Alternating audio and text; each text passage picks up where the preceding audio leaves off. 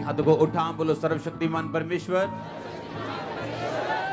मैं अपनी आत्मा अपने दिल को तैयार करता हूं आपके वचनों को ग्रहण करने के लिए। जो कुछ आपका आत्मा आज मुझे बताए,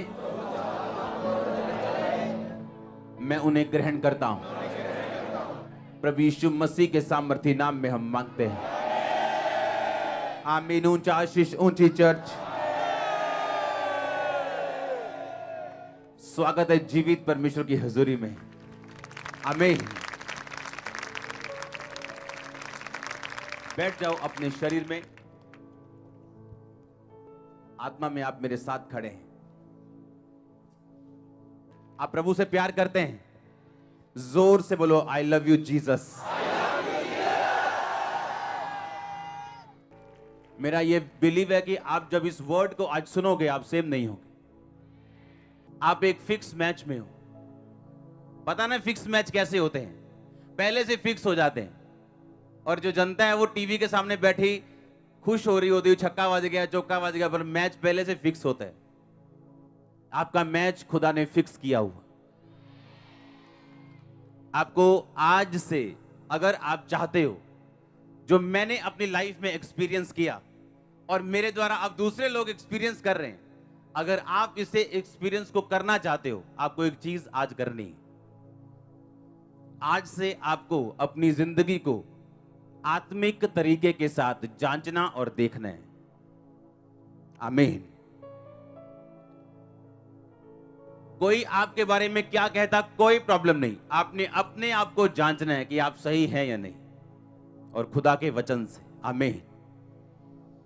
बाइबल कहती है आपकी लाइफ में अगर आप क्रिश्चियन हैं, जेन्युइन वाले, अगर आप मसीही हैं, कौन से वाले? जेन्युइन।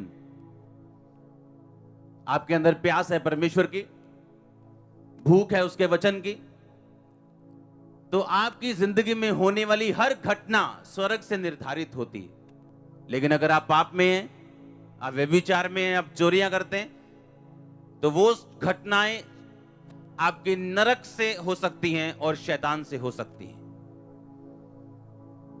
अगर आप निर्गमन 1, 2, 3 पढ़ें, अगर आप लूका की पुस्तक 1, 2, 3, 4 बाब पढ़ें, तो मैं आपको एक स्टोरी सुनाना चाहता हूं। बाइबल कहती मूसा पैदा हुआ।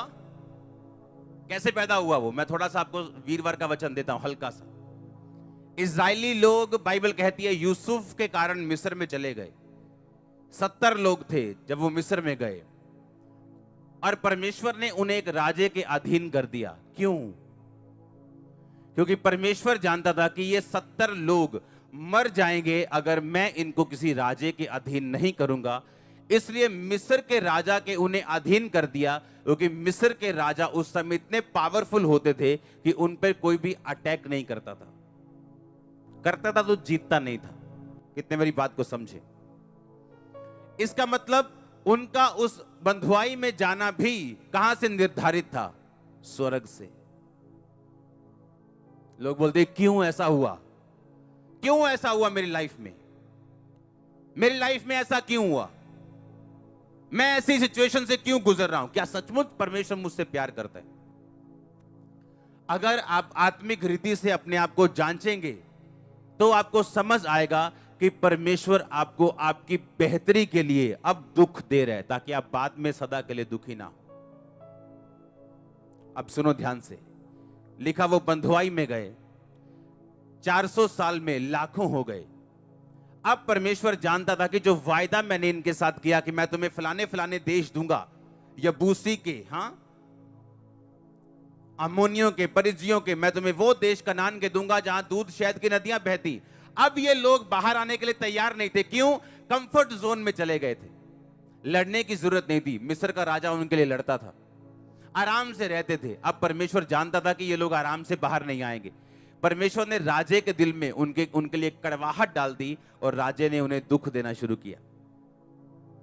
और जब दुख दिया राजे ने, तो लोगों ने परमेश्वर की दुहाई दी, परमेश्वर परमेश्वर। और वो सालों चलता रहा, ताकि लोग इस बात के लिए पक्के हो जाएं कि अब हमें इस राजे से निकलना है। तो राजे ने कहा था जितने लड़के पैदा हो इजराइलियों के मार दो, लड़कियां छोड़ दो। इसका मतलब क्या? इसका मतलब राजे ने उनको जितने दुख दिए वो भी कहां से निर्धारित हुए? पर आज एक बहन दुख लेने के लिए तैयार नहीं, क्योंकि उसे विश्वास ही नहीं है कि यह स्वर्ग से आ सकता है। उसे लगता है कि नहीं, अगर दुखी हूं तो शैतानी है, सुखी हूं तो परमेश्वर की ओर से। ऐसा नहीं। एक क्रिश्चियन बीमारियों से निकल सकता है, मुसीबतों से निकल सकता है, पारिवारिक कलेशों से निकल सकता है। और बाइबल कहती है उन पे कलेश पड़ा, दुखी हुए, और एक मूसा बच्चा पैदा हुआ। उसे फेंकने की बजाय उसकी मां ने 3 महीने रख लिया। 3 महीने बाद उसने फैसला किया कि मुझे इसको छोड़ना है, और उसको छोड़ दिया नदी में। और नदी में कौन था? राजे की बेटी नहा रही थी।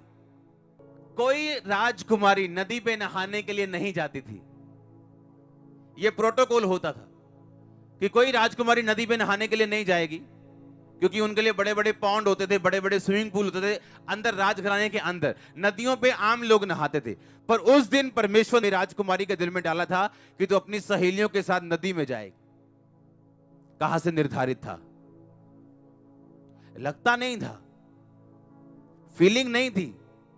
क्या स्वर्ग भी हमें देख रहा है? हमारे बच्चे मर रहे हैं, सब मेल बेटे मार दिए जा रहे हैं, हमें दुख दिया जा रहा है, हम पे सरदार ठहराएं यानी प्रधान ठहराएं जो हमसे काम करवाते हैं। क्या परमेश्वर है? क्या अगर वो देख रहे हैं तो वो चुप क्यों है? वो चुप नहीं है, वो काम कर रहे हैं।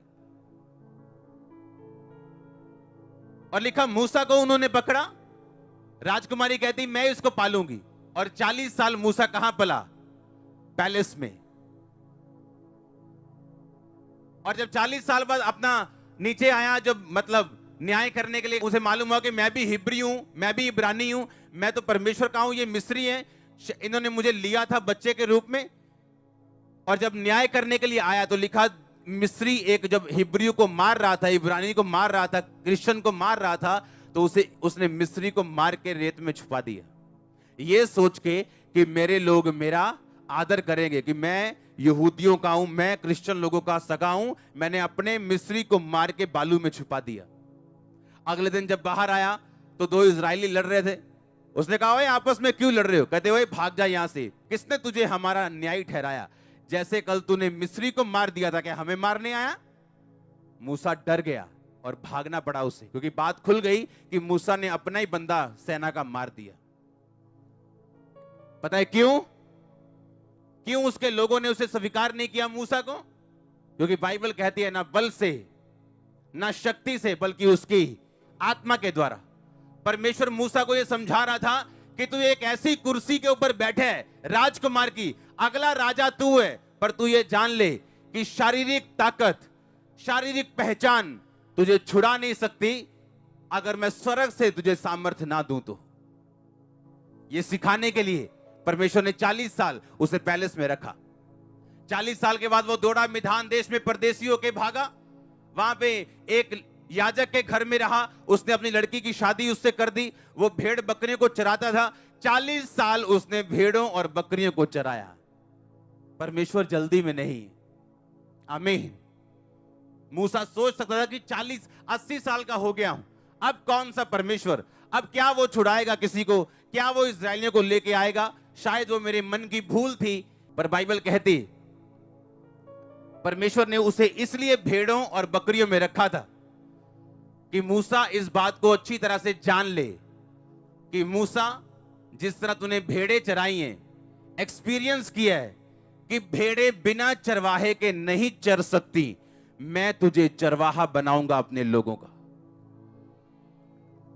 अगर भेड़े अपने आप चरती, मूसा किसान के घर भी जा सकता था, हां, बिजनेसमैन के घर भी जा सकता था, किसी शाहूकार, किसी ब्याज लेने वाले के घर में भी जा सकता था।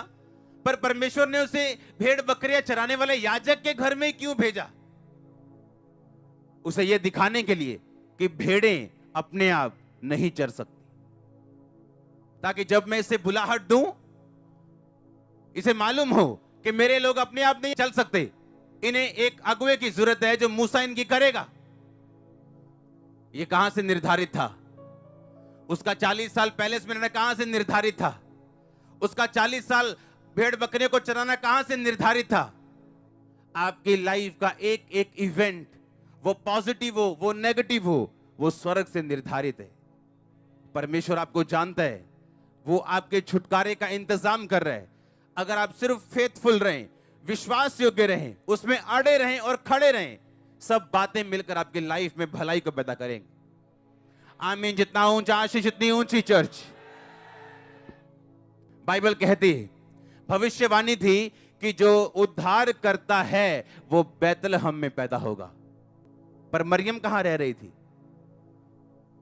नासरत में, बैतलहम में नहीं।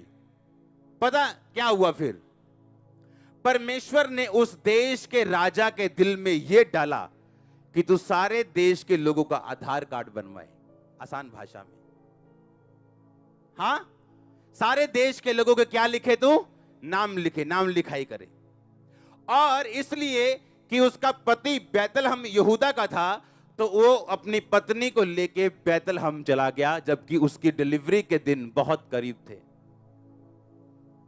कितने आप समझ रहे हैं? आपको क्या लगता है कि वो सरकारी हुक्म था कि नाम लिखाई करनी है? हां, वो सरकारी हुक्म नहीं था। कहां से निर्धारित था? दिया उस राजे ने था जिसको परमेश्वर की एबीसी मालूम भी नहीं थी। लेकिन था कहां से? वो आपके लिए राजाओं के मन बदलेगा, गवर्नमेंट के मन बदलेगा, अधिकारियों के मन आपके लिए बदलेगा। वो अगर आप अपनी सराउंडिंग देखें, अपनी लाइफ का घेरा देखें, जो आपके साथ हुआ उसे देखें अपनी अंदरूनी आंखों के साथ, तो आप समझ जाएंगे परमेश्वर आपके साथ खड़ा है। हर दुख जो मूसा की लाइफ में हुआ, मेरे भाई, 40 साल भेड़ बकरियों को चराना यह आसान नहीं है। भेड़ बकरियों का बिजनेस बड़ा डिमांडिंग है। रात को जब औंस पड़ती, डिमांडिंग है। बारिश, भेड़ गुम गई, भेड़ गिर गई, दूसरे चोरी करने वाले भेड़िए आ गए, शेर आ गया, भालू आ गया, डिमांडिंग था वो। और परमेश्वर ने 40 साल उसकी ट्रेनिंग करवाई। आप 2 साल में दुखी हो जाते हो कि परमेश्वर ये नौकरी मैं क्यों कर रहा हूं? वो आपकी ट्रेनिंग कर रहे हैं। ये ब्लेसिंग मेरे पास क्यों नहीं? वो आपकी ट्रेनिंग कर रहे हैं। अगर इस ट्रेनिंग को आप चाहते हो टाइम पे खत्म हो जाए, आपको प्रार्थना में रहना है। अगर आप चाहते हो ये ट्रेनिंग लंबी चली जाए, तो जाओ दारू पियो, व्यभिचार करो, तो ये 2 साल की ट्रेनिंग आप 20 साल की कर लोगे। बच्चे फेल होते ही हैं क्लास में, 8वीं में 2 बार फेल, 9वीं में 4 बार फेल, तो होते रहो फेल, किसने रोका है? पर अगर फेल नहीं होना, टाइम पे अपनी ट्रेनिंग पूरी करनी है। और याद रखो, उस क्लास को जो परमेश्वर ने आपको देनी है, बिना पिछली क्लास पास किए आप नहीं जा पाओगे। आपको हर कोर्स लेना पड़ेगा। आप दुखी हो, आप सुखी हो, आप आराम से लो, आप चीखे मार के लो कि हाय प्रभु, मर गए प्रभु, आप ऐसे लो। छोटे बच्चे होते हैं ना, उनको मालूम होता है कि ये दवाई खानी पड़ेगी, क्रोसिन कोड़ी है। अब रो के खाओ, चीखे मार के खाओ, या आराम से खा लो, खानी है, खानी पड़ेगी। बाप उसे खिलाए बिना छोड़ेगा नहीं, उसे मालूम है ये जरूरी है इसकी बॉडी के लिए। अब आप देखो आपने क्या करना है। आपने, क्योंकि जब मेरी ट्रेनिंग हो रही थी तो मैं बड़ा दुखी रहता था। प्रभु ये 40वां रोजा है मेरा, 7 बार के 40 रोजे, 7 टाइम, एक साल में 40 रोजे, 7 बार, और हर रोजे में रोना कि क्यों तू मेरी प्रार्थना नहीं सुनता? जिन पे मैं प्रार्थना करता हूं उनकी सुनी जाती है, तू मेरी क्यों नहीं सुनता? जब तक मैं शांत नहीं हुआ, जब तक मैंने उस हीलिंग, उस डिलीवरेंस को लेने के लिए क्विट नहीं कर दिया कि छोड़ो, भाड़ में गई हीलिंग, छोड़ दो, अब प्रभु की सेवा करो, आप समझ रहे क्या? जो हीलिंग मिनिस्ट्री आप देख रहे हो, ये उस टेस्टिमनी से जन्मी है जहां मैंने 10 साल प्रार्थना की और हीलिंग नहीं मिली, और 11वें साल मिली। और वो भी तब मिली जब मैंने प्रार्थना करनी इस विषय के लिए ऑलमोस्ट बंद कर दी थी। बस याद, प्रभु को याद करो तो थोड़ा सा, बस याद है ना तेनू? हाँ, कितने समझ रहे हैं? और दिल में ऐसा लगता था कि इस प्रार्थना करने का फायदा नहीं है, लेकिन फिर भी करता था। बाइबल का वचन पूरा हो, मांगो तो दिया। क्योंकि एक एक कोर्स आपको लेना पड़ेगा। डॉक्टर टीबी की दवाई देते हैं, बोलते हैं अगर एक खुराक मिस की दोबारा से कोर्स चालू होगा। स्पिरिचुअल कुछ चीजें ऐसी, आप जाएंगे, प्रार्थना करेंगे बड़ी, 3-4 दिन बड़ी अच्छी प्रेयर में, फास्टिंग में, फिर कुछ गलत कर लिया, कोर्स दोबारा शुरू। और जितनी बार वो दोबारा शुरू होगा उतना ही खिजाहट से भरा हुआ होगा। और जितना आप आराम से कर लेंगे, जिस तरह लिखा, दूध छुड़ाया लड़का अपनी माता की गोद में रहता है। उसे मालूम है अब दूध मिलने वाला नहीं है मां का, उसका दिल करता है बहुत, दूध छुड़ाना बड़ा मुश्किल है बच्चों का, पर उसे मालूम है अब नहीं मिलेगा, तो वो आराम से बैठा होता है वहां चुप करके। कितने मेरी बात को समझ रहे? कुछ चीजें हमें मालूम है कि अगर खुदा ने स्टॉप किए, किसी पर्पस के लिए किए। अगर ये वीजा अब नहीं आया, इसका कोई मकसद है। अगर ये ब्लेसिंग अब नहीं है, इसका कोई मकसद है। और जब आप स्पिरिचुअली इस चीजों को ढूंढ लेंगे और समझ लेंगे, शैतान आपको धोखा नहीं देगा, क्योंकि वो धोखे से मारता है आपको। तू बीमार क्यों है? तू दुखी क्यों है? तेरी लाइफ में ये क्यों नहीं हुआ? तेरी शादी अब तक क्यों नहीं हुई? तू लेट हो गया। गॉड्स टाइम, टाइम पे रॉन्ग पर्सन के साथ शादी करने से ये अच्छा है कि आप गॉड्स टाइम पे राइट पर्सन के साथ जुड़ जाओ। और जो राइट पर्सन है, परमेश्वर उसे ट्रेनिंग के बाद लेके आता है। आपकी लाइफ में वो कोई ब्लेसिंग आपको नहीं देना चाहता जिसे आप अभी हैंडल ना कर सकें, और वो ब्लेसिंग आपके उद्धार से चले जाने का कारण बन जाए। कुछ ब्लेसिंग्स को वो रोकता है ताकि आप उद्धार में बने रहें, और जब आपको बने रहना आ जाता है, ब्लेसिंग्स फ्लो करती हैं। आप बोलते हो ये क्या हो गया? फ्लो करती वो इतनी स्पीड से फ्लो करेंगी कि आपकी प्रार्थना से ज्यादा होंगी जो आप करेंगे। अधीनगी में जाना 400 साल किसकी ओर से निर्धारित था? अब राजा का दुख देना ताकि वो दुखी होकर ही फैसला करेंगे निकलने का, किसकी ओर से निर्धारित था? मूसा का पैलेस में रहना किसकी ओर से निर्धारित था? मूसा का 40 साल भेड़ बकरियों को चराना किसकी ओर से निर्धारित था? क्यों? ताकि वो सीख सके। आमीन। बैतलहम में जन्म होगा उद्धारकर्ता का, और नासरत में वो रह रहे थे। प्रेगनेंसी, डिलीवरी होने वाली थी, और एक हुक्म आया कि भाई राजा ने आज्ञा दी है कि अपने अपने नाम लिखाओ, अपने अपने आधार कार्ड बनवाने के लिए वहां आ जाओ। उनको बैतलहम में जाना पड़ा। किसकी ओर से निर्धारित था? ये इवेंट्स, आपकी लाइफ में होने वाली घटनाएं कहां से निर्धारित हैं? एक पास्टर अपनी टेस्टिमनी दे रहे थे, उसके किसी करीबी के घर में एक बच्चा पैदा हुआ, और वो बच्चा मंदबुद्धि था। उनको बड़ा झटका लगा। कहते हम इतना अनॉइंटिंग में रहते हैं, हमारे साथ ऐसा हो नहीं सकता। प्रार्थनाएं हुई, सब कुछ हुआ। कहते ये क्या हो गया हमारे साथ? पर उनको मालूम था कि परमेश्वर जो करता है वो इतना दूर की सोचता है जो इंसान के बस की बात नहीं। धीरे धीरे धीरे धीरे जब वो बच्चे की केयर करने लगे, उन्हें मंदबुद्धि बच्चों के बारे में समझ आने लगी, और तब आया परमेश्वर का असली प्लान। वो अपने पास्टर के पास गए, कहते मुझे ये बात कभी समझ ना आती, ना इस चर्च को आती, कि जब एक मंदबुद्धि बच्चा किसी घर में पैदा होता है तो उसकी टेक केयर में माँ या बाप को पूरी जिंदगी लगानी पड़ जाती। उन्होंने कहा कि हमारे घर में बहुत से लोग हैं जो उसकी केयर करते हैं, पर मैं ऐसा महसूस करता हूं कि बहुत से ऐसे परिवार होंगे जो चर्च नहीं आ रहे होंगे क्योंकि मंदबुद्धि बच्चे हैं उनके घर में, उनकी टेक केयर करने के लिए। उन्होंने कहा हम एक मीटिंग शुरू करेंगे मंदबुद्धि बच्चों के लिए और उनके पेरेंट्स के लिए, जहां हम स्पेशल लोगों को रखेंगे उनकी केयर करने के लिए और उनके पेरेंट्स चर्च अटेंड करेंगे। वो सर्विस शुरू हुई, लाखों लोगों ने उस सर्विस को अटेंड किया, बपतिस्मे लिए, सेव हुए, बच्चे हील हुए।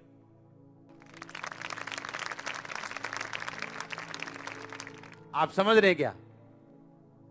अगर उस पास्टर के खास व्यक्ति के घर में ऐसा ना होता तो लाखों लोग रह जाते।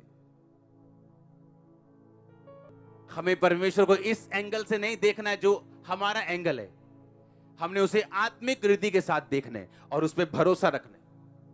इसलिए परमेश्वर ने कहा विश्वास के बिना उसे प्रसन्न करना अनहोना है, और लिखा अनदेखी वस्तुओं पे हमारा विश्वास है। हम अनदेखी वस्तु पे विश्वास करते हैं, हेवन देखा नहीं पर हमें विश्वास है कि वो है। हाँ, परमेश्वर देखा नहीं पर हम उसके कामों से जानते हैं कि वो हमारे बीच में मौजूद है, उसका आत्मा हमारी अगुवाई करता है और अगुवाई देता है कि हम परमेश्वर की संतान है, हाँ या ना। तो आपकी लाइफ की होने वाली हर घटना उसको आप ध्यान से समझना। बस एक कंडीशन है, क्या आप परमेश्वर के साथ फेथफुल हैं? बस अगर आप फेथफुल हैं, आपके आसपास आपके लाइफ में होने वाली हर घटना एक बड़ी बड़ी टेस्टिमनी के लिए आपकी लाइफ में, बहुत बड़ी, जिसे आप टेस्टिमनी समझ रहे हो कि अब मेरे कैंसर चला गया, ये टेस्टिमनी की शुरुआत है। ये बेबी हुआ आपके घर। एक बात मेरी समझना आज ध्यान से, और इतने ध्यान से समझना, अपनी लाइफ के करीब इसे लेके जाना। अगर आप क्रिश्चियन हैं, जेन्युइन वाले, हाँ,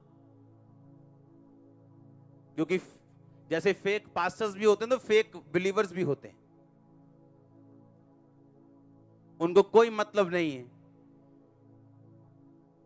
वो इतने बोल्ड और दलेर हैं कि अपनी दारू की और पार्टी की पिक्चर्स वो फेसबुक पे डाल सकते हैं, वो इतने दलेर हैं। लेकिन हम में वो दलेरी नहीं है, ना आप में होनी चाहिए। हालेलुया। अगर आप जेन्युइन क्रिश्चियन हैं और आप मुसीबत में फंस जाएं, मेरे वर्ड्स लिख लेना, आप प्रेग्नेंट हो चुके हैं।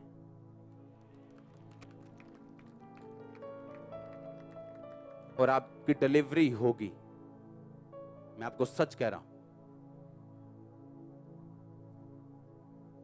उन्हें लगता था राजा कह रहा है, ओए चलो ईंटें बनाओ, चलो ये काम करो, दुखी कर दो इनको, इतना दुखी कर दो ये भूल जाए सब कुछ, इनके बेटे मार दो, खत्म कर दो। उन्हें लगता था मुसीबत आ गई, पर वो मुसीबत नहीं थी। वो क्या थी? प्रेगनेंसी। किसकी? छुटकारे की। ठीक है, नहीं थी? छुटकारे की प्रेगनेंसी थी कि नहीं? जो आपको आज मुसीबत नजर आ रही वो प्रेगनेंसी है। जो आपको आज गरीबी नजर आ रही वो एक्चुअल में प्रेगनेंसी है। पर बहुत सारी औरतें समझदार नहीं होती। जब बच्चा होता है सही खाती नहीं, खड़ी रहती हैं, भागती रहती हैं, बच्चा खराब हो जाता है। ऐसे लोग भी हैं जो अपना बच्चा स्पिरिचुअल खराब कर लेते हैं। आप जब प्रेग्नेंट हैं, आप सब जगह नहीं जा सकते, नहीं जा सकते। सब जगह जा सकते हैं आप इतने दलेर हैं कि खुदा से भी दलेर हैं। परमेश्वर ने कहा, आप प्रभु से भी ऊपर हैं कि कहीं भी चले जाओ घूमने के नाम पे। नो, उसके वचन से पंगा लेंगे, जिंदगी नरक बन जाएगी। अपनी स्पिरिचुअल आईज खोलो और देखो आपकी घटनाएं परमेश्वर ने जो आपकी लाइफ में दी हैं, और थैंक्सफुल हो खुदा का। कुछ प्रार्थनाओं का उत्तर उसने नहीं दिया क्योंकि आज उसकी वजह से आप यहां पे। आप समझो, आपके इवेंट्स, आपके लाइफ की घटनाएं, अब आपको बैठ के अपनी पिक्चर बनाओ, सोचो। हाँ, लोग बोलते ओ फलानी पिक्चर बड़ी एक्साइटिंग, एक क्रिश्चियन बंदे की लाइफ 100 पिक्चर से ज्यादा मिला के एक्साइटिंग है। आप देख लो, कोई पिक्चर में प्रभावित नहीं करती। इतनी लाइफ एक्साइटिंग और डिवाइन ईश्वरीय हो चुकी है कि आपका हर एक इवेंट, घटना, दुखी सुखी कुछ भी अगर आप ध्यान से देखें तो परमेश्वर का हाथ उसके पीछे होगा। अब एक प्रेग्नेंट औरत सोच रही, अरे क्या राजे के दिल में भी अभी आना था कि मैं इतनी दूर जाऊं 9 मंथ में, और अभी होने वाली डिलीवरी इतनी दूर, और ये भी नहीं गाड़ियां थी कि चलो जी इनोवा करा लिए, नो, गधे पे बैठ के जा रहे हैं, पैदल जा रहे हैं, गड्ढे पे जा रहे हैं, और दुखी हो रही। उसके पीछे कौन था? परमेश्वर, कि बैतलहम में मेरा उद्धार करता जन्म लेगा। मरियम कब प्रेग्नेंट हुई? जब उसकी मंगनी हो गई। सोचने वाली बात यह है कि परमेश्वर दुश्मन लग रहा है इसमें। क्यों? कि अगर प्रेग्नेंट करना ही है तो मंगनी से पहले करो, शादी जरूर तुड़वानी है उसकी, पर मंगनी के बाद वो होली स्पिरिट से क्या हुई पता है क्यों? अगर वो मंगनी से पहले होती तो वो पत्थरवा करके मारी जाती, क्योंकि इजराइल में ये रूल था, अगर तूने व्यभिचार किया तो मर गए। अब कोई ये समझता ही नहीं कि मुझे खुदा के वचन ने मुझे प्रेग्नेंट किया अपने स्पिरिट के साथ, कोई नहीं मानता। इसलिए परमेश्वर ने पहले उसकी मंगनी करवाई, वो भी ऐसे धर्मी से जो उसको बदनाम भी नहीं करना चाहता। खुदा के दूत ने दर्शन दिया कि जो उसके गर्भ में है वो पवित्र आत्मा की ओर से, उसे तू अपने पास ले आ। किसकी ओर से निर्धारित थी उसकी मंगनी? अब उसी यीशु मसीह के रास्ते को साफ जिसने करना था, यूहन्ना बपतिस्मा दाता, उसने आना था अलीशिबा से। वो सालों बांझ रही, क्यों? स्वर्ग की ओर से, कि जब यीशु मसीह से वो प्रेग्नेंट होगी, उससे 6 महीने पहले तू धरती पे जाएगा। पर उसके माता पिता को ये चीज पता नहीं थी, अलीशिबा और जकरिया को। वो सोचते थे शायद रसौली है, शायद ये कमी है, शायद ये कमी है, पर वो किसकी ओर से था? अगर आप इवेंट्स देखें, घटनाएं देखें जो बाइबल में हुई और आपकी लाइफ में हुई, आप खुश हो जाएंगे कि खुदा कर रहा है जो कर रहा है। हालेलुया। एक एक घटना अकेले मरियम और मूसा की नहीं, हर बंदा, हर एक व्यक्ति। यहोशू मूसा के बाद वाला, जब मूसा पहाड़ पे होता था, लोग नीचे होते थे, मूसा पहाड़ पे होता था, यहोशू बीच में होता था। लोगों से दूर, मूसा से दूर, बीच में। और कितनी कितनी देर, अगर मूसा 100 दिन पहाड़ पे है तो वो 100 दिन उसी पहाड़ पे रहता था। अगर मूसा तंबू में रहता था, जब परमेश्वर की हुजूरी तंबू में आ गई थी, जब मूसा घर जाता था हुजूरी में प्रभु से बात करके, तो यहोशू उस तंबू में रहता था, उसको छोड़ता नहीं था। आप कह सकते हो बोरिंग लाइफ थी उसकी, पर परमेश्वर ने उसे बोरिंग लाइफ दी कुछ साल, ताकि उसे मूसा की जगह खड़ा कर सके। आप समझ रहे हैं? बाइबल कहती है यूहन्ना बपतिस्मा दाता इजराइल पर प्रकट होने से पहले कहां रहा? वो क्या खाता था वो? हाँ, टिड्डियां। और कोई बोलता है वो टिड्डियां, ये टिड्डियां ही थी जी। अरे छोड़ो, वो टिड्डियां हो, वो फलियां, वो कुछ भी हो, रहता कहां था वो? क्यों भाई जंगलों में क्यों रहना? क्योंकि परमेश्वर ने उसकी तैयारी करवानी थी।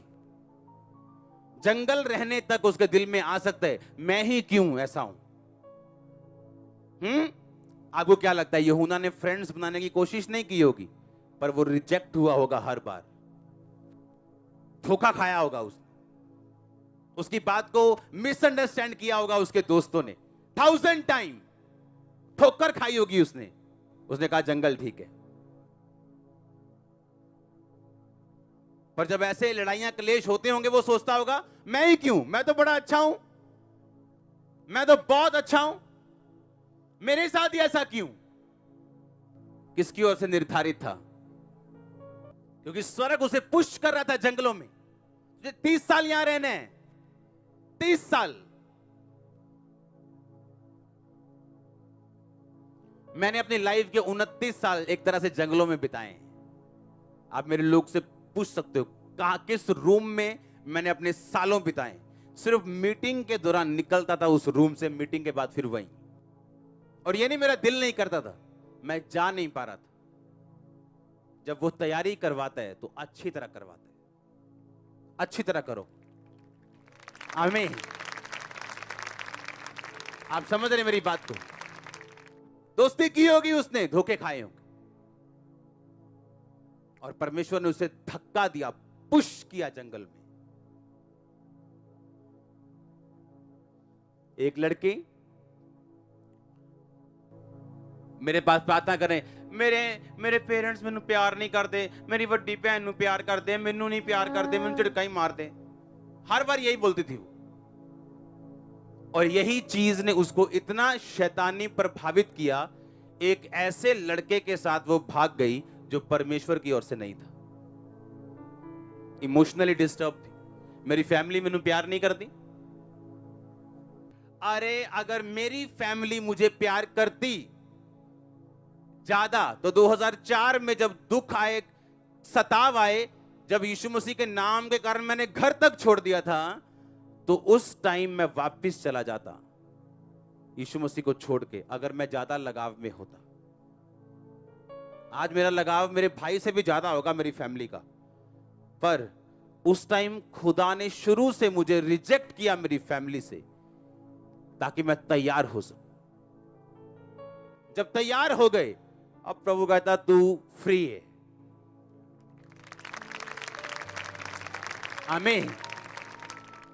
आपको समझना है, जो चीज आपके हाथ में नहीं, दुखी मत हो उसके लिए। कितने मेरी बात को समझ रहे हैं? जो चीज आपके हाथ में नहीं, उसके लिए दुखी नहीं होना है। प्रेयर करनी, नहीं हुआ कुछ, थैंक्स गिविंग करना, क्योंकि वो आपको सिखाने के लिए। मेरा भाई, उसका परिवार के साथ लगाव था बहुत, मेरे से ज्यादा उस टाइम। हम दोनों पे सताव आया, दोनों ने एक ही दिन बपतिस्मा लिया था। वो बैक स्लाइड हो गया, वापस चला गया मसीहत से, मैं मसीहत में खड़ा रहा। आप समझ रहे क्या? पूरी फैमिली सेव्ड, पूरी फैमिली हील्ड। क्यों? मैं खड़ा रहा, दुखी नहीं हुआ। ओ मेरी मां ने मुझे छोड़ दिया, मेरा बाप नहीं मुझे पूछता, मेरा भाई। आप समझ रहे क्या? आप इमोशनल डिस्टर्बेंस से गुजरोगे, कोई प्रेयर आपको बचा नहीं पाएगी। ट्रेनिंग होगी आपकी, प्रेयर आपको ताकत देगी उसमें खड़े रहने की, उसको सहन करने की, क्योंकि परमेश्वर ने कहा कोई परीक्षा तुम्हारे सहने से बाहर नहीं होगी, कोई परीक्षा भी। आज के बाद आप नहीं जांचोगे अपने आप को कि ये क्यों हुआ, ये क्यों हुआ। आपको मालूम है क्यों हुआ, कहां से निर्धारित है। अगर स्वर्ग चाहता है कि कोई बंदा 29 साल जंगल की तरह जिए, तो आप रोक नहीं पाओगे। अगर स्वर्ग ये चाहता है कि आप उस प्रेगनेंसी में दुख सहते हुए एक स्थान से दूसरे स्थान तक जाओ, आप उसे रोक नहीं पाओगे। कुड़कुड़ाओगे तो अपना नुकसान करोगे। 2004 में मेरी जब सिर की हीलिंग हुई, तो थोड़े महीने जब मैं गवाही दे चुका, फिर अटैक हुआ। अब शैतान कहता बोल क्या करेगा तू, वापिस जाएगा कि मूर्खों की तरह खड़ा रहेगा अभी भी। मुझे मालूम था ये शैतान का प्लान है, क्योंकि परमेश्वर कहीं अधिक मुझे देना चाहता है। मैंने फेथ नहीं छोड़ा, और वो हीलिंग उसको आना पड़ा दोबारा, और रहना पड़ा। और वो बीमारी होती कैसे है, मुझे कम से कम 10 साल हो गए भूले हुए वो कैसी होती।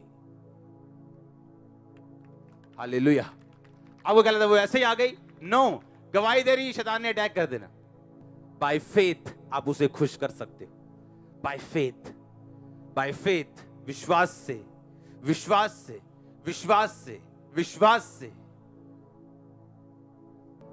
दाऊद ने प्रार्थना की, 7 दिन बाद उसका बेटा मर गया, बचा नहीं। उसके चेले उसको बता नहीं रहे थे तेरा बेटा मर गया। उसने बुला के पूछा, कहता मर गया? वो कहता मर गया। कहता अब लाओ रोटी लाओ, खिलाओ पिलाओ मुझे। कहता ये क्या हुआ? जब वो बीमार था तू दुखी था, जब मर गया तू कहता लाओ जी रोटियां नटियां। कहता जब परमेश्वर ने नहीं बचाया तो मैं परमेश्वर हूं क्या? क्योंकि वो व्यभिचार से था या कुछ भी था, वो बात की बात है।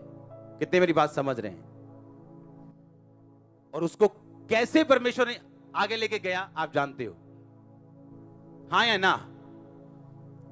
स्वर्ग से निर्धारित जो चीजें हैं आपको उनके पीछे चलना है, और जो होगा आपके साथ वो मार्वलस होगा, क्योंकि वो आपकी पीढ़ियों की परवाह करता है। आप टेस्टिमनी नहीं पाओगे, आप टेस्टिमनी का गुच्छा लोगे खुदावंद। आप देख लेना, आप देख लेना। मैं नहीं बिलीव करता आप ऐसा वचन सुनोगे और आप बिना टेस्टिमनीज के होंगे। टेस्टिमनी नहीं, गवाहियों के साथ आप आएंगे, अकेली गवाही नहीं। God bless you all, church. God bless your family. God bless your finances. आमीन। ऊंचा आशीष ऊंची।